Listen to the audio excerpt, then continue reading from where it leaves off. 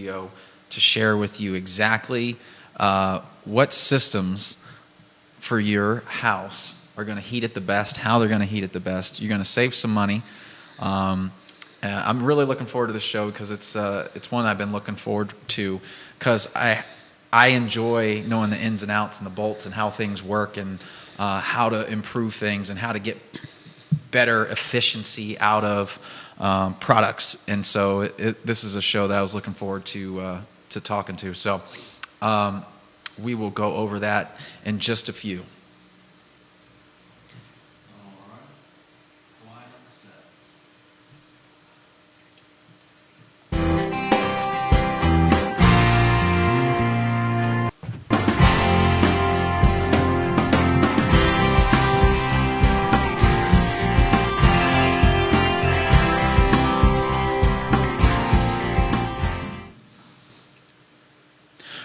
Welcome, ladies and gentlemen, to the show. I'm your host, Kyle Miller. Thank you for joining us today. I'm on a mission to bring you stories and insights of extraordinary individuals who have paved their own paths to success and in doing so transformed their lives and their communities. But before we meet our guest today, today's show is brought to you by Apex Allies, your key to slashing costs and boosting productivity. With Apex Allies, you gain access to exceptional virtual assistants at half the usual cost of what you are paying, transforming how you handle administration tasks. Say goodbye to overwhelm and hello to more time focusing on business growth. Apex Allies offers the support you need without the financial strain, making it easier to prioritize what truly matters. Visit goapexallies.com to evaluate your business efficiency with Apex Allies. With that said, our guest today, I'm excited to have you on here, owner, operator of Piedmont Radiant, Jeffrey Perry. How are you doing today, sir? Pretty good. Awesome. Listen, I've heard about you from other guys that are in the industry. Hey, if you need work on boilers, if you need work with that, you are the man to talk to. So I'm excited to have you here in the show today to kind of give us your knowledge, why we use boilers, how it all operates, and just kind of like your story into this biz and how you've been so popular here in Charlottesville. Yeah, sometimes too popular. I bet your phone rings off the hook. Unbelievable. Well, thank you for coming on. You're welcome. No problem. So, to get started, Jeff, and we were kind of talking before the show started, how did you get into this business? Like, you have a bachelor's degree in engineering, so obviously you're pretty good with numbers, right? And you own a radiant, but you've got a story. Like, you've been doing this for a while.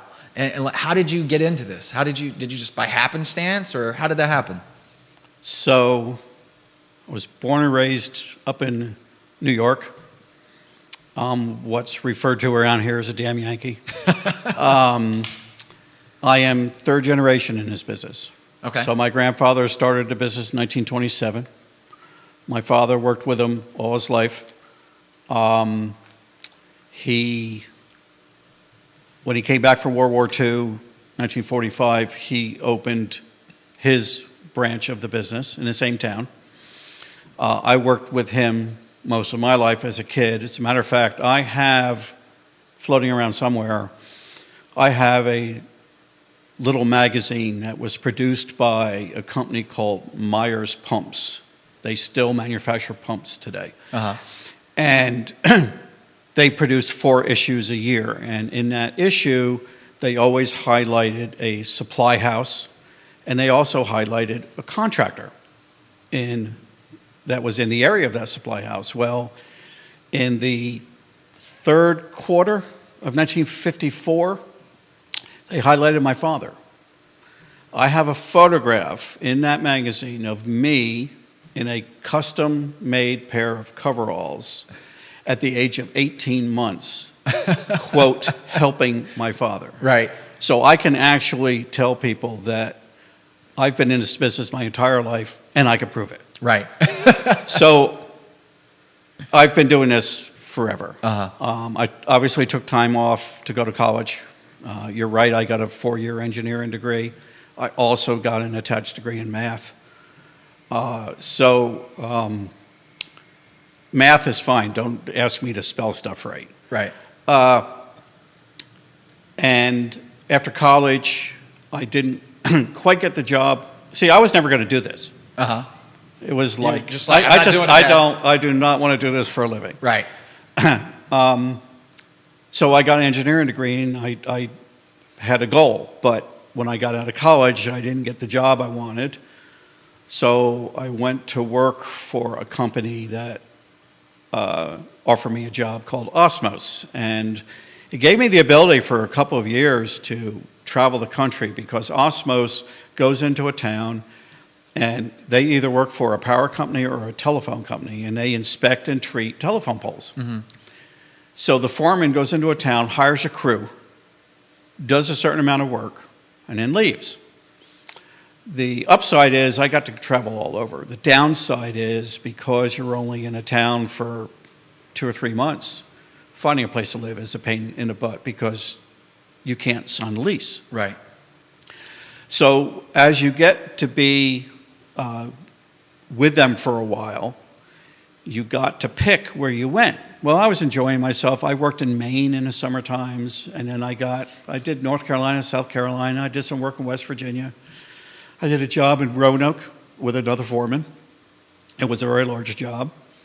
So as I got to be over 2 years with them, they asked me where, Maine is only spring, summer, early fall. Right. Then they move you.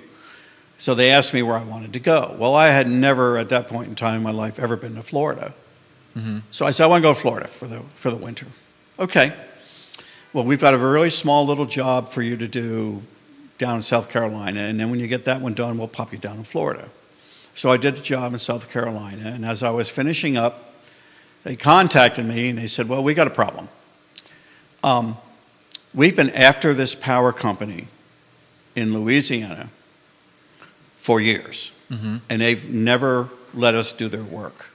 We finally have them agreeing to do the work, but here's the problem. They want the foreman to have a college education.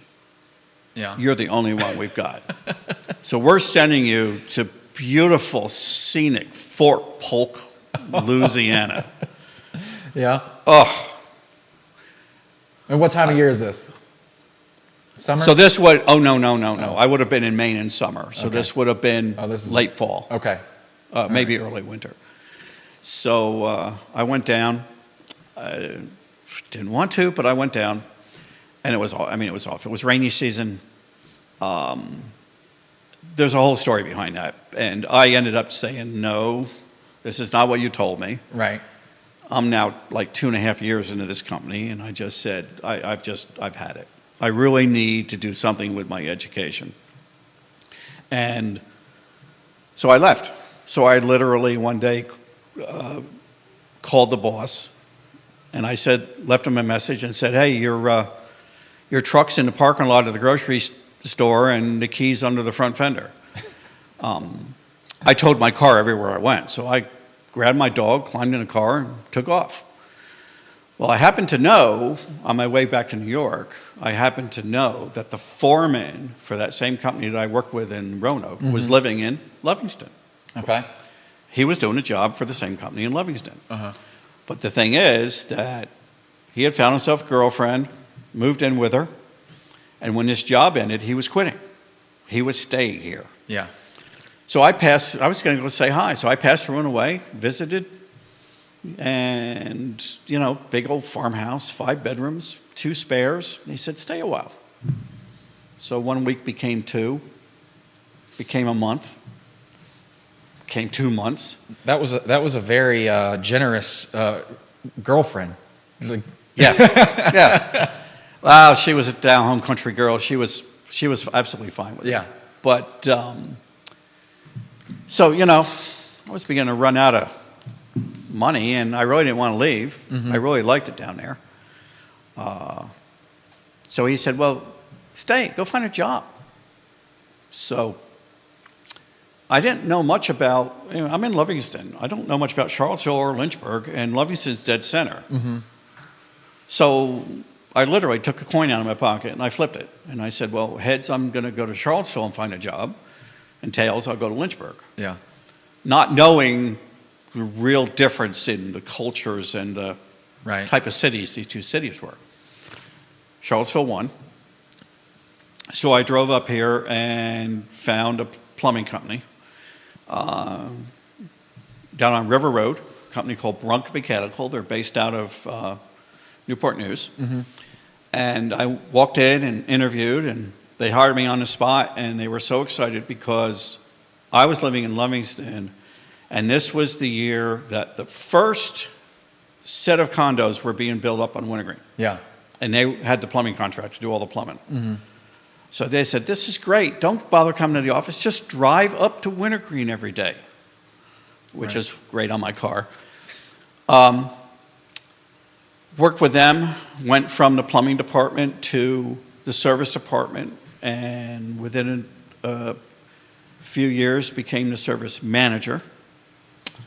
Fell in love with the secretary, which I know we're not supposed to say.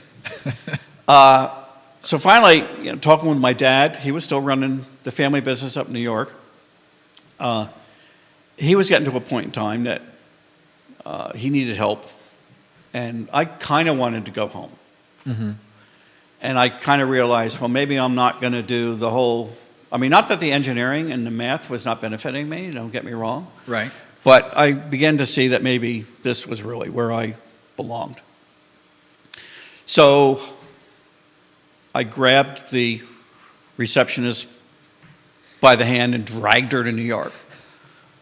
She was born and raised down in Radford, so she's a Virginia girl. Gotcha. And went up and bought my grandmother's house. So the house, from the day it was built, was still in the family. And went to work. Now, up in New York, everything up there is hot water heat. Okay. So, maybe a few warm air furnaces. Okay. I mean, back then, no heat pumps. Right. Heat pumps there's some there now, but that was a thing that hadn't really gotten up there yet. But everything was boilers, hot water. And that's what our family did. Okay. Plumbing and hot water heat. So I knew boilers.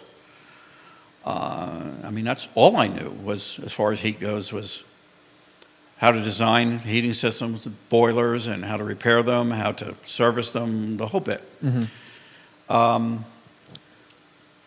And finally, my wife, after being up there for 10 years, this would have been approaching 1980, 81. Okay. My wife said, I really would like to go back home.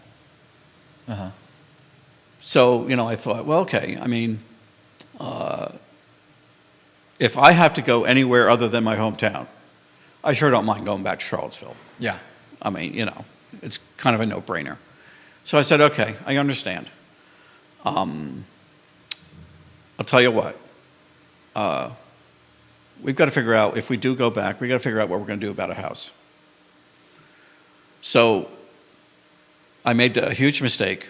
At the time, I didn't know that, and I told her, go down and visit family, go down and visit friends, just go down and see what the housing market's like. Right. Okay. So she goes down, visits, comes home a week later, walks in the door, no hello, no hi, hun, walks in the door and says, I bought a house. Okay. Not what I had in mind. Wait, she didn't call you and ask? No. She just was like, walk in the door, bought a house. Bought a house. We have to go down and sign papers and all that.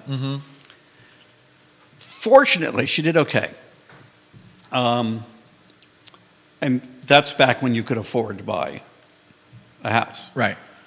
And what we did, because we weren't ready to come down right away, so it's a split level, so we turned the basement into a little apartment with its own entrance, blocked off the upstairs and rented it to a professor. Yeah. Which was good, because he at least treated the house okay. So I didn't move fast enough for her. I thought, I mean, she was happy now for a while. We had a house. She knew it was going to happen sooner or later. And I said, okay, I got you. So I already know what I'm doing. I've got multiple people down here saying if I ever came back, they were ready to hire me in a heartbeat. Right. I know what I'm doing for a living. What are you doing for a living? Right. So she's an appraiser. She was doing appraising in New York. She had gone to NYU, to their appraisal school. She's very good at what she does. And I said, go down and see if can you get a job at an auction house or something? Yeah. So, okay. I should have learned from the first one. She comes down, visits for a week, stays in her little apartment, comes back home. Hi, hon, I got a job. I start in 2 weeks. I love how your wife is just we're getting it done. We're making the move. This is going to happen. Well, by coincidence, the professor had gone and bought a house. So the whole house was empty. So I said, okay, I'm now being forced to move this along. So what we did is we moved half our stuff down. She moved into the upstairs. She got a job. She got a part-time job at the university and a part-time job at an auction house here in town back then called Harlow Powell Auctions. And I said, well, okay, I've got to figure out I've got jobs I'm in the middle of. I just can't leave. So we kind of lived like that for about 8 months. I would come visit, she'd come visit. So finally I started to close the business down. Yeah. Because I have a half brother, and he wasn't quite ready to do this yet. He was still too young. Yeah. So I finally closed it down, moved down here in '82, and went to work for another company. And we opened a hydronics division. Hydronics being hot water heat. Okay. The term that we use. Were you like some of the first ones in town here to start that? Yeah, there's only per se one other company in town that specializes in it. Okay. And the founder of that company they're still around, but he's kind of gone on he's not there anymore. I'm still, even to this day, I'm about it. Yeah. Now, there are plumbing companies and other people in town that dabble. Okay. And unfortunately, not unfortunately for me, but unfortunately for the business and for the customers, I get a lot of jobs and make a lot of money fixing other people's stuff. Yeah. Because hydronics is not just stick some pipes together and you're good to go. Right. There's a lot to it. For a while, I was teaching some hydronics at K-Tech. Oh, wow. Okay. To the adult education. Yeah. The guys that are working for someone and have to get their journeyman's card and stuff. So I was doing that for a while. So I worked for them for a while. And a friend of mine who worked there left and went to work for a very large mechanical company here in town, Southern Air. Okay. They're based out of Lynchburg. They have 700 plus employees. Right. They do commercial. Right. He went to work for them and kind of convinced me to go with them. So I went and worked for them. I soon found out, and what drove me to find out that this was not my thing, was that I was one of the project managers for the Paramount Theater. Okay. Which, at the height of that job, we had 55 guys there. Wow. It was unreal. And it was too much stress for me. Yeah. I'm more residential, like commercial. Right. And really, the hydronics is where my real interest lies. So after the Paramount Theater, I said, that's it. I can't do it anymore. Right. And one of the reasons I left is that, to really take you on a side trip, in 1990, I've always been, ever since my father introduced me to sports car racing, I have always been a sports car racing fan. And we followed it everywhere. We would, from up in New York, we'd go up to Watkins Glen. We've been to the 24 Hours of Daytona and a lot of the big races. Well, I found out that there was a gentleman here in Charlottesville that raced. And I finally got introduced to him.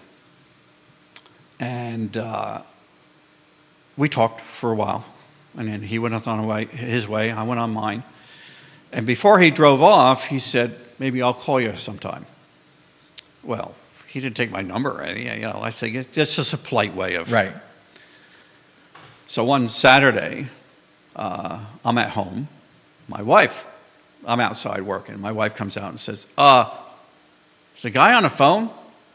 Something about racing? I said, okay. So I picked the phone up, and he said, listen, I'm going to be out at the race shop getting the car ready for this upcoming season. Why don't you come out and hang out? You can help me. I just left all the tools where they were laying for whatever it is I was doing, and I took off and went to work for him for the day. Yeah. It was actually his way of kind of seeing whether I knew my way around a screwdriver. Right. So after that day, he said, well, if you'd like, here's the deal. You would be a volunteer. You wouldn't be paid. But I foot the bill for everything. Mm-hmm. If we go to the races, I transport you. Depending on where it is, I fly you. I put you up. I feed you. So everything is covered. Right. And you get to join us. I jumped on, I'm a race fan. I jumped on that like a heartbeat. Right. So I worked for him as a volunteer. Mm-hmm. So that was only weekends and race weekends, stuff like that. So I was still working. Finally, when the Southern Air and the Paramount Theater ended, he offered me a full-time job, paid as the crew chief for the team. So for 2.5 years, I was the crew chief on the race team. He didn't race the whole season. Mm-hmm. He was not a professional driver. He's a very good driver. Yeah. But he wasn't pro. Right. And we got to go to races, and I got to work in the race shop every day of the week and got paid to do it. And I was in like freaking heaven. Yeah. Well, what happened was the rules changed. The car that he had, these are one-off cars. These are custom carbon fiber and all kinds of high-tech stuff. He would have, for him to continue racing, he would have had to have gone and bought a new car. Oh. At big bucks. Yeah. So he decided to stop racing. So at that point in time, I knew I had to go back to what I knew. So I opened in 2007. I opened Piedmont Radiant. So that was your the journey. That's the journey to get here. To have this is now in New York. Was it your company in New York? You were the primary, or you were kind of working with your dad on that? Well, I was working with my dad, but my dad had, the way we operated, my dad had Perry Plumbing and Heating. Mm-hmm. I had Highland Heating and Cooling. Up there I did air conditioning, which wasn't very much. Right. You installed windows? Huh? You installed windows? Windows? Yeah, in New York. So Highland, so the area that my hometown's in is called the Hudson Highlands. Okay. So I called it Highland Heating and Cooling. Got it. So technically we had two companies. Right. But we worked together. Gotcha.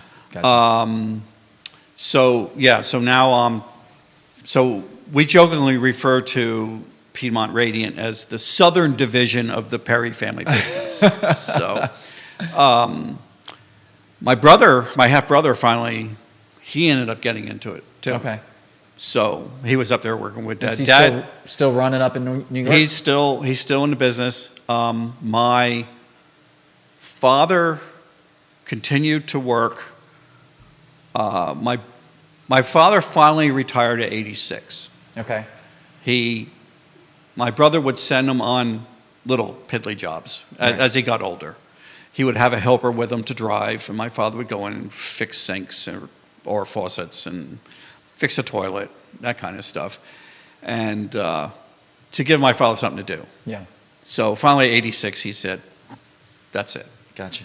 So So in 2007, 2007. you're starting Piedmont Yep. Radiant. Yep. You've already got a lot of contacts, obviously, in the area. Yeah, A lot of people knew you already worked for a couple companies, so I'm sure it kind of was like, oh, Jeff's on his own. We're gonna just call Jeff. Is that? Let me put it this way: from day one, Yeah. I never advertised. Never advertised. I have never advertised. That's saying something. You know, you're almost 20 years in. You got you're 17 in right now. Yeah. To having no advertising. You don't have a website. No. You gotta look up Piedmont Radiant to find his number. You've got to there's Google no or website, something, I guess. I mean, you found it. Yeah, there's no Facebook. There's no anything. I don't. Yeah. I'm old school. I mean, Yeah. Look at me. I'm 70. Uh-huh. I'm going to be at it for a little while longer. I'm not going anywhere. Right. But no, I don't do the whole social media and Right. the whole website. I'm kind of the opinion is the last thing in the world I need is more work. Right. Right. I mean, I've always stayed small. I've never wanted to be overly large because I've seen too many people, both small companies up in New York and people here, that grew and grew and grew.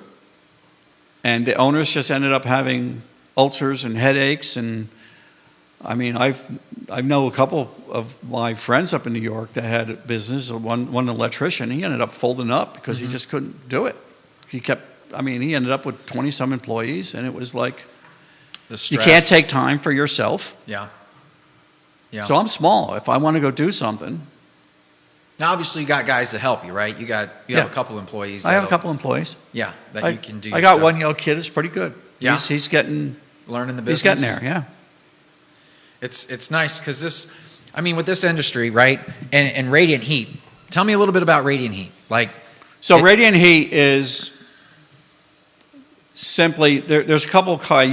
You could refer to someone that has a boiler and a whole bunch of cast iron radiators. You could call that Radiant Heat because those radiators are radiantly putting heat into the space. Right. But true Radiant Heat is installing piping, tubing in a floor. I mean, you could do ceilings and walls too, but Right. 98% of what we do, it's in the floor. Okay. And you put warm water through it. It's usually not very hot water. Okay. Which is one of the benefits. You don't have to heat the water very hot. Okay. And it radiantly heats the space. Okay. It doesn't, true radiant heat does not heat the air. It heats all the objects in the space. Okay. Furniture, walls, ceiling. Which then warms the air. Okay. And one of the benefits of radiant heat is the fact that with conventional heat, you get temperature stratification. So if you were like this space here, we've got 20-foot ceilings. Yeah. So in the middle of winter, real cold outside, the heating system here going full bore. If you were to take a thermometer and look at the temperature of the air at the ceiling, Right. and look at the temperature of the air down here, that would be much warmer Right. because the hot heat air rises. rises. With radiant heat, it's the opposite. Okay. The temperature of the air up at the ceiling is less than the temperature of the air down here. Okay. And of course, whenever you want to heat a space, you're only interested in the first 6 feet because that's where you are. Right. You don't care what the temperature is up there, Right. except when you're wasting fuel by heating all that air. Right. With radiant heat, that's one of the real benefits is the fact that it's very gentle. The air doesn't dry out, unlike blowing air. Right. In our business, anybody that's in the hydronics business that's been in it a while refers to blowing air heat, like furnaces and stuff. We refer to that as scorched air. Okay. It's our little nickname for a blowing air system. Gotcha. Because it really dries the air out. Yeah. With radiant, it doesn't do that. Okay. So it's a matter of having a boiler that heats water, and you pump the water through this tubing that is in the floor. if the house is, the ultimate system is to have a slab on grade, so a concrete floor, no basement, no crawl, and the tubing is in the concrete. Okay. And you heat that water to a temperature that makes the floor toasty. What typically is that temperature? Of the water? It will vary depending on how cold it is outside, but just as an average, you're looking at only having to heat water to 100, 110 degrees. Okay. Because I have a boiler at the house, and I have a thermometer on it, and I think it goes like 140. Does that sound right? That sounds low. Because Okay. you told me Yeah. before we started this, It's a you told me that you had what we refer to as hydro air. What it is a coil or like a radiator Right. that's in your ductwork. Right. The air blows over that coil and blows air out the grills. Okay. 140 is low. Now, you may have looked at the temperature gauge on the boiler and only caught it when it was at Okay. 140. That might be it. But on the average, a hydro air system like what you have, the temperature of the water is going to be 170, 180. You know what? Maybe I have seen 170 before on it. Yeah. Maybe that does ring a bell.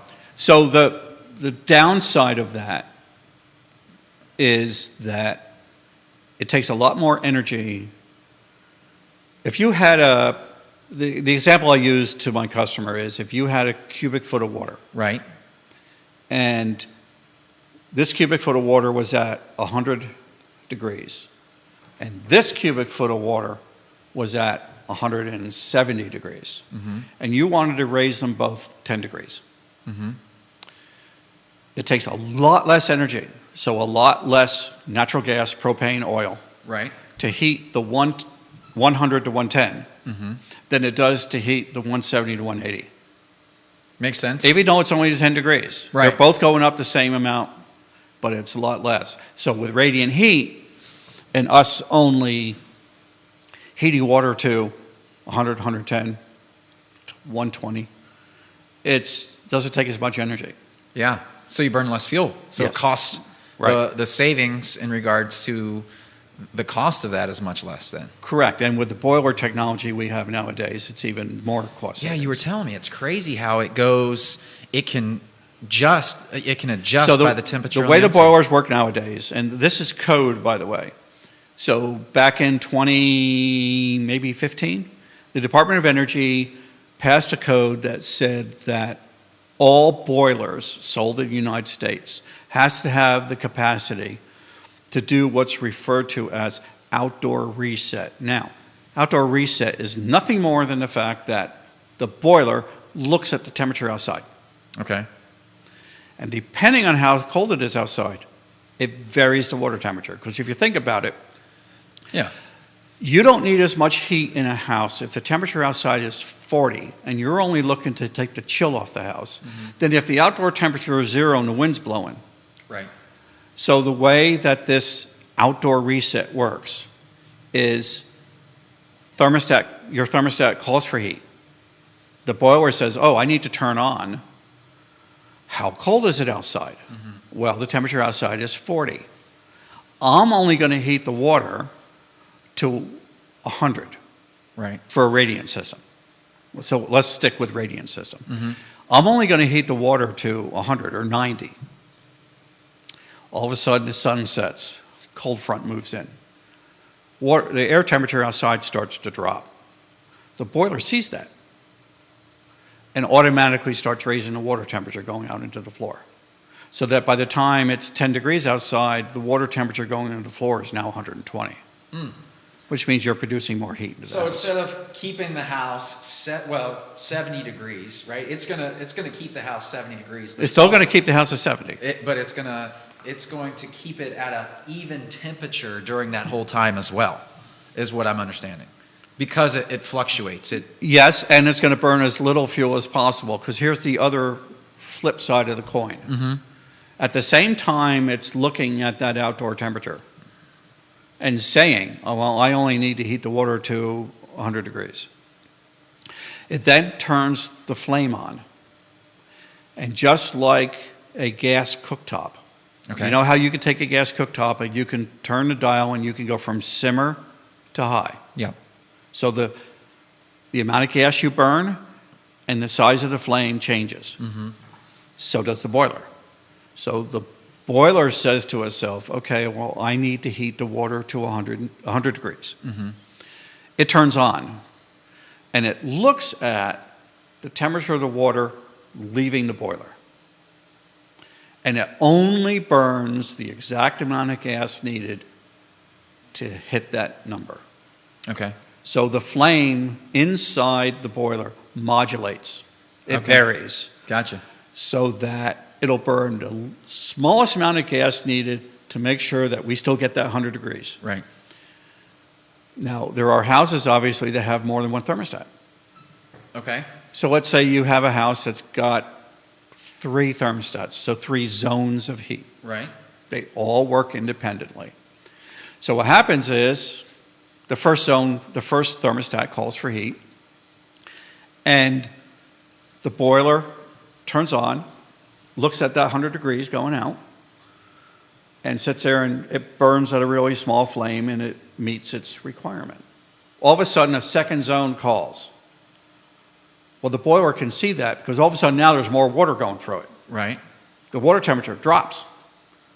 So the boiler says, oh, something's going on. So it automatically raises the flame so that now both zones are getting that 100-degree water. Okay. And are there like, is there like flanges or is there gaskets that open up or valves that when you have those? There three? are, so there's a couple ways of doing that. Depends on your philosophy, how you like to do heat. Yes, there are valves you can do. They're motorized shutoff valves. Okay. They're referred to as zone valves. Got it. A lot of people have them. I don't like them. Okay. It's a preference. Okay. Do they work? Sure. Is there an issue with them? Not really. Okay. What I like, and there's a couple of reasons why. I don't know how technical you want to get, but what I do is I install a separate pump on each zone. Okay. So zone 1 calls, that pump turns on. Zone 2 calls, that pump turns on. So each pump is sending water only to that zone. I got a visual on it. So you have your main trunk line here, and your zone coming off this way, another zone coming off this way, another zone coming off this way. You have the pump on the intake valve, right?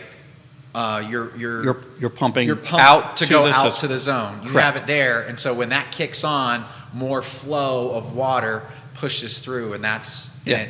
So each pump in an equilibrium. will send water to where it's Got it. Understand. designed to go to. Yeah, that's interesting. The reason, a quick version of why I don't like zone valves is the problem is when you have, say, 3 zone valves, you have one pump pumping through those zone valves. Okay. So the issue becomes, unless you install, I could go on forever. Unless you install a variable speed pump that knows that a zone valve has opened, you've got a pump that just pumps at one speed, which is most everybody. Okay. First one opens up, it sends a certain amount of water through. If another one opens up, well, now you're robbing water because now you've got to ask that pump to pump through 2 zones and not just 1 zone. Okay. So the flow will vary to each zone. When you have each zone have its own pump, it's always consistent flow. Got it. That makes sense. So that's my preference, but you'll find a lot of guys around here, more of the guys that dabble in boilers, will install zone valves. Gotcha. They're easy to, they're easy to buy, they're easy to install. Okay. Just not my thing. So radiant heat, you like that heat over any other heat. What about cooling? What about oh boy, you're getting into a topic here. So here's the problem with radiant cooling is out there. Okay. If you lived in Phoenix, where you didn't have issues with humidity, Okay. go for it. Got it. You can do it. So you run chilled water through that same tubing. Got it. It's the condensate that's going to cause and it all of these. absorbs the heat. Mm-hmm. But we're in Virginia. Yeah. We have to deal capital with, of the United States. we have to deal with humidity here. Right. So the problem is that, and the problem that I've had with it, and maybe the controls are much better now. Mm-hmm. I don't dabble in radiant cooling. I just, so the problem that you can potentially have is that if you're running chilled water through the floor, Right. if you mistakenly hit the dew point, you're going to have a lake. Got it. Because all the moisture in the air, because you're below the dew point, it's going to condense and just end up raining in a house. Got it. So you have to. So the issue becomes: yes, you can do radiant cooling, but you also have to have some form of a system to now dehumidify the house at the same time. So that's not a good option here. Noted. I get it. Not to me. Yeah. What? I'm sure there's somebody out there that will argue this whole point with me. Okay. Yeah, but your point is very makes sense. And if you understand dew point and where moisture creates and how water even just destroys all houses, Correct. It is the life and the death of everything living in this world and non-living, because water is the most damaging thing to houses that there is. Oh yeah. I mean, a tree doesn't do a tree could fall on the house and a water could still do more damage than a tree. And I've seen it happen. Now, the tree happens a lot faster. Give water some time, and it'll cause major issues. Yeah. What kind of material with the radiant heating? I've done some reading on it in regards to what's the best material. You're saying the concrete, that's the best material to do it in. Can you retrofitting? Yeah, so you can retrofit, but the real simple explanation of why concrete is so good is because if you think about it, if you had a house that had a 4-inch concrete slab, mm-hmm. whether it's your main floor and it's a single-story house on a slab, yeah. or whether it's a basement, you got 4 inches of concrete and that tubing is in the concrete. If you heat up that 4 inches of concrete, that is just one big-ass radiator. Right.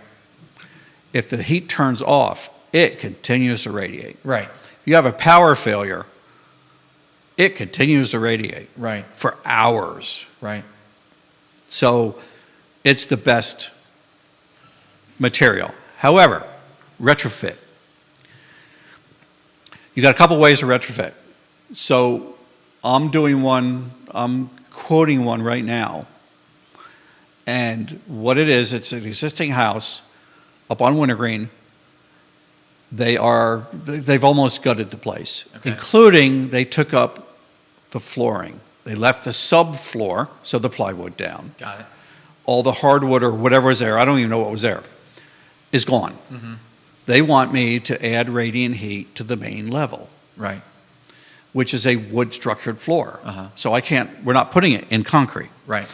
So the way you do it is there are several products in the market that allow me to put panels on top of the subfloor. Okay. Depending on which product, the panels are either 1/2 an inch thick or 5/8 of an inch thick. So it's not very deep. Right. There are grooves in the middle of these products that you snap the tubing into. Okay. One of the best product is a product made by a company called Rayhow. They're pretty much the people that invented PEX tubing, okay. PEX pipe. Yep. German. They are the company I use for all my radiant products, but they make an extruded aluminum panel called RAU panel, R-A-U panel. And it's a 6-inch wide aluminum panel. It's got feet and a groove in the middle. Mm-hmm. So you lay that, then you lay a 2-inch piece of furring strip, then another panel, then another furring strip, then another panel.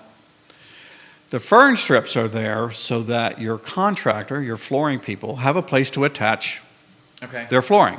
Mm-hmm. You run the tubing through the grooves, back to the boiler, back to the distribution area. and then you put your flooring on top. So that's a retrofit system, but to do that retrofit, the floor, the existing floor has to be gone. Right. Everything's going to raise up in it. And everything's going to raise up either 1/2 or 5/8 of an inch. Right. So as I tell everybody that wants to look into this kind of thing, I said, you've got to worry about what are you putting up for flooring? What steps do you have? Your first step's going to be off now. Right. What door sills do you have? Yep. So these are all things that have to be worked around with the contractor. Uh-huh. The other method, which is a little bit less efficient and much more of a pain in the butt for me, is to put the tubing on the underside of the subfloor. Right. The way that's done is there are also aluminum plates.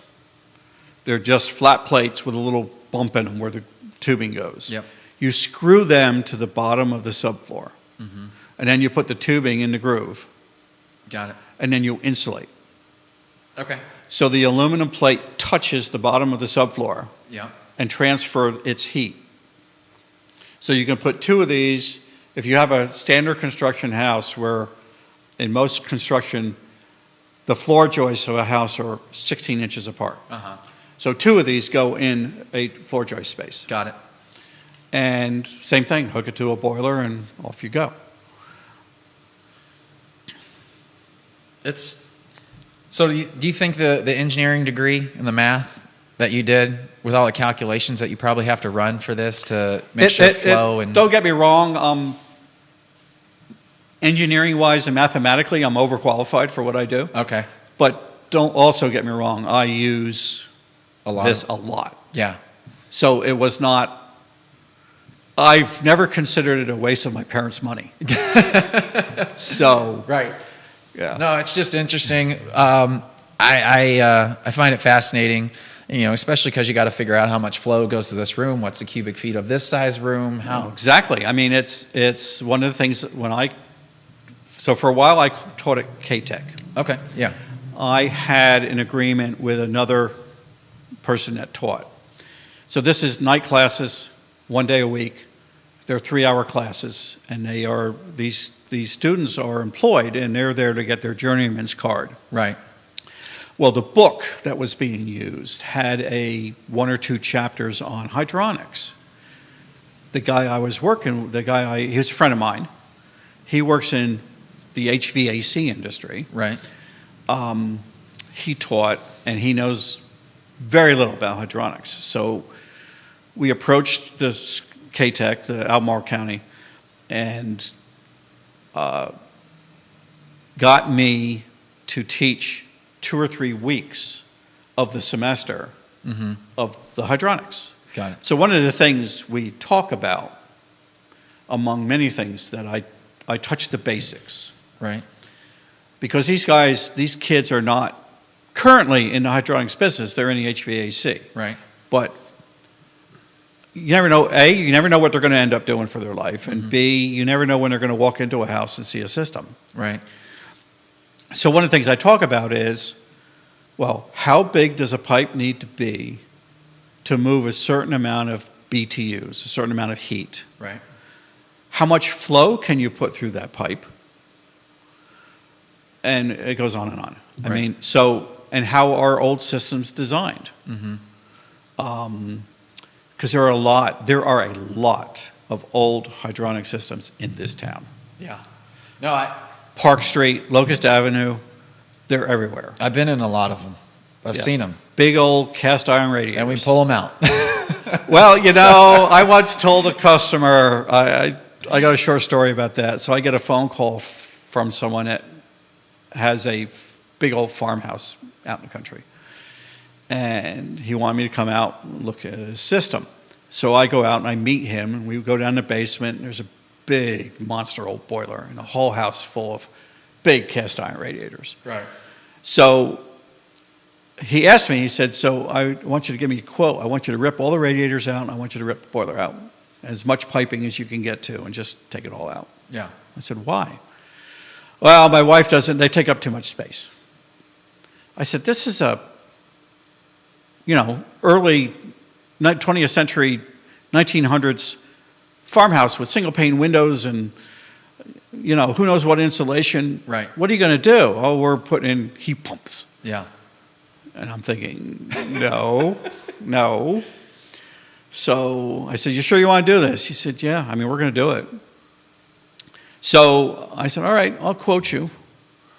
He says, so what do we do? What are you going to do with the old radiators? I said, well, do you have an old barn or something? He says, well, yeah, I mean, I do. I said, well, why don't we store them in the old barn? He said, well, why would we store them? I said, when you find out your heat pumps are not going to be comfortable and you're going to want to put all this stuff back into your house again. I never got the phone call back to do the job. So, well, it is what it is, right? He'll learn. Just FYI, my house, 1880, old farmhouse, heart pine floors. I had an old boiler in it, and I was like, I can't do this. Put 2 heat pumps in it. My first winter there, my electric bill was $970 one month. And I said, and it was cold in the house. And I was like, we got to do something about this. So that's when I put the boiler in with the forced air. And so the radiators are not hooked up, just the forced air with the boiler? Yeah, correct. Okay. Yeah. Though I would like to put some radiators in because I think it would be better. But I appreciate you, Jeff, coming in, sharing your knowledge, sharing about the radiators. I've learned a lot in this, and I need to have you come out to my house. And I think, but you didn't learn to keep your radiators. Did you? I just learned too late. That's what it was. I learned too late. Because it had all the pipes and everything. I cut all that stuff out and ripped it out. But that's unfortunate. You won't be the first. I get a lot of phone calls from people that ask me if I want their old radiators. Yeah. Well, again, thank you, sir, for coming in, sharing the story. You're welcome. Thanks for having me. Piedmont Radiant is your business. Look him up. He doesn't have a website, but if you look him up on Google, his phone number will pop up, and you can give him a ring. He is the guy to call, obviously. He's taught everybody around here even what radiant heating is. So give him a call, check him out, and until next time, thank you.